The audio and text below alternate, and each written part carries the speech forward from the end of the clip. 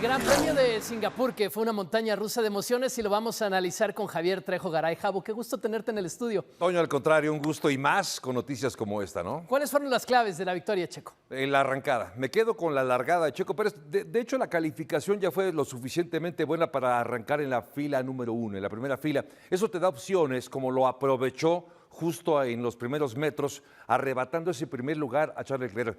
De no haber hecho esto, Checo, quizá habría padecido. No sabremos qué habría ocurrido, pero estar segundo o tercero habría significado tener que estar remontando y buscar alternativas para rebasar, como le ocurrió finalmente a Charles Leclerc. Por eso, para mí, fue la clave la largada. Y después también la consistencia. Nunca puso una rueda fuera de lugar Checo Pérez, que manejó en una carrera francamente caótica. Pero para mí, esas dos fueron importantes para la conclusión y el resultado de hoy de Checo. Sí, que tiene dos caras esta carrera. ¿Cómo cambia con la entrada de los slicks cuando van todos a boxes y cambian ya las llantas lisas, Javo? Sí, por supuesto, que ese es un tema muy importante. ¿En qué momento, dependiendo de cómo esté la evolución de la pista, si ya se secó lo suficiente para poder utilizar los neumáticos slick, y quién se va a arriesgar primero y cómo va a acabar funcionando? De hecho, George Russell fue el primero en hacerlo y no le fue bien con los slicks. Pero mientras la pista evolucionaba, fue cuando toma ya finalmente la decisión varios pilotos.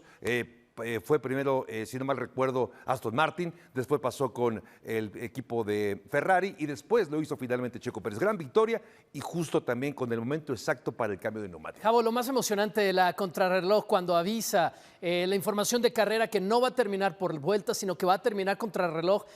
Por favor, explícanos un poco qué hace Checo bien para terminar cuando se le estaba poniendo muy pegado Leclerc. Sí, llegó a estar incluso a 400 centésimas, es decir, a menos de medio segundo. Charles Leclerc, ya con el DRS, aguantó. Hay que recordar que Checo es uno de los mejores pilotos a la hora de defender su posición. Y también hay un adagio que dice, una cosa es alcanzar y otra cosa es superar a tu rival. Y lo que hizo Checo fue muy bien aguantar. Sabemos de las cualidades, de las condiciones que tiene.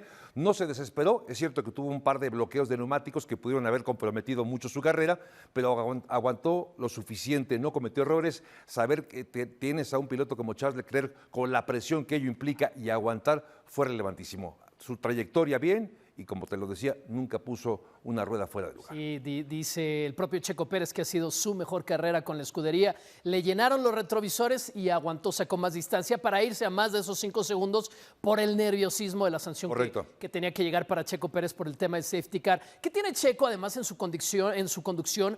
Ha ganado 2 grandes premios esta temporada y los 2 han sido urbanos. Claramente la carrera reina de Mónaco y ahora en Marina Bay. Seguramente tiene que ver, Toño, con la capacidad que tiene. ¿El tráfico de Guadalajara será? Puede ser, uno nunca sabe.